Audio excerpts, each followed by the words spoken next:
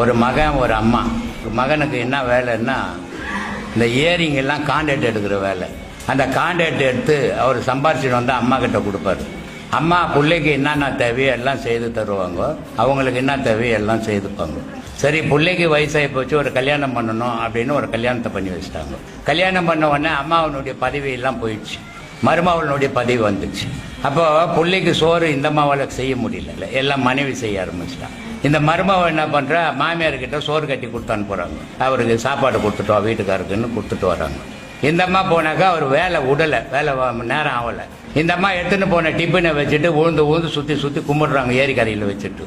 புள்ளக்காரன் அங்கேருந்து பார்க்குறான், என்ன நம்ம அம்மா சாப்பாட்டு டிஃபனை வச்சுட்டு உழுந்து கும்பிட்றாங்களே, என்ன விஷயம் அப்படின்ட்டு நேராக வந்து ஏம்மா இதை உழுந்து கும்பிட்ற அப்படின்னு அம்மா கேட்குறாங்க.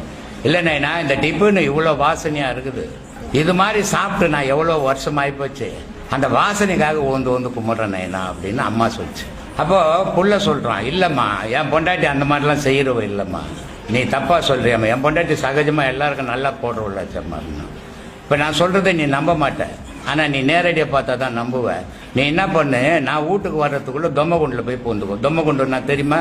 நெல் கொட்டுற உரை, கிராமத்தில் நெல் கொட்டி வைப்பாங்க வீட்டுங்களில் உரை, அது பேர் தொம்மகுண்டு. அந்த தொம்மகுண்டு உள்ள பூந்துக்கோ, அப்போ எனக்கு எப்படி சாப்பாடு போடுறாங்கன்னு நீ பார்க்கலாம் அப்படின்னு அம்மா சொன்னான். சரின்னு இந்த எடுத்துன்னு போன சாப்பாட்டை அம்மாவையே சாப்பிட சொன்னோம். அம்மா சாப்பிட்டாங்க. அம்மா டிஃபன் எடுத்துன்னு போகிறதுக்குள்ளே புள்ள போய் அந்த கூண்டு உள்ளே பூந்துக்கணும். மருமாவை கேட்குறா, கேள்வி சோறு கொடுத்துட்டியா? கொடுத்துட்டம்மா. கட்டிக்கா பாவாடியா, நான் ஒரு கேஜி பண்ண பாவாடி எடுத்து கட்டிக்கணும். எடுத்துக்கோ சட்டியை, நான் ஒரு சட்டி ஒன்று எடுத்தணும், ஒரு பாட்டு ஒன்று பாடுணும், கஞ்சி ஊற்றணும் மாமியாருக்கு. ஆனால் கஞ்சி ஊற்றணுன்னா சட்டி எடுக்கணும், பாவாடை கட்டணும், ஒரு பாட்டு பாடணும். சும்மா கஞ்சி ஊற்ற மாட்டோம் உனக்கு, ஏன்னா ஏன் புருஷன் சம்பாரிச்சு போடுறான். அப்போ இந்த கேள்வி பாட்டு செய்யான்னு ஒரு ஏரி மேலே செய்ய மாட்டா சொன்னிய, கேட்டுக்கோ தொம்ம கொண்டே வாத்துக்கோ தொம்ம கொண்டேன்னு. அது மாதிரி இன்னைக்கு பொண்டாட்டிங்க கதைங்களும் மருமகள் கதைங்களும் அப்படி ஆகிட்டுக்குது. ஆனால் இது மாதிரி எல்லா மருமகளும் பண்ணுறதில்ல, ஒரு சில மருமகளுங்க பண்ணுறது. பல மாமியாருங்க பாதிக்கப்படுறாங்க. பல மாமியாருங்க பண்ணுற தீமையால் மருமகளுங்க வாழ்க்கையை பாதிக்கப்படுது. இது ரெண்டு பக்கமும் தவறுகள் இருக்குது. பெண்ணுக்கு எதிரின்னு சொல்லுவாங்க, பெண்ணுக்கு எதிரி பெண் தான், யாரும் கிடையாது. இதை பெண்கள் எல்லாம் சிந்திச்சு பார்க்கணும்.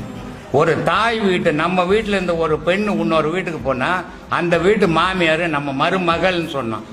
மகளுக்கு அடுத்தபடியான மகள் அவோ, நம்ம பொண்ணு வெளியே போச்சு, இன்னொரு பொண்ணு வந்திருக்குது, அவளும் நம்ம பெண்ணு தான் அப்படின்ற நினைவு அந்த மாமியாருக்கு வரணும். அதே நேரத்தில் நம்ம தாய் தகப்பனை விட்டுட்டு வந்துக்கிறோம், நம்ம மாமனார் மாமியார் தான் தாய் தகப்பன்றத அந்த மருமகளுக்கு வரணும். இப்படி வந்தால் எல்லா குடும்பங்களும் நல்லா இருக்கும்.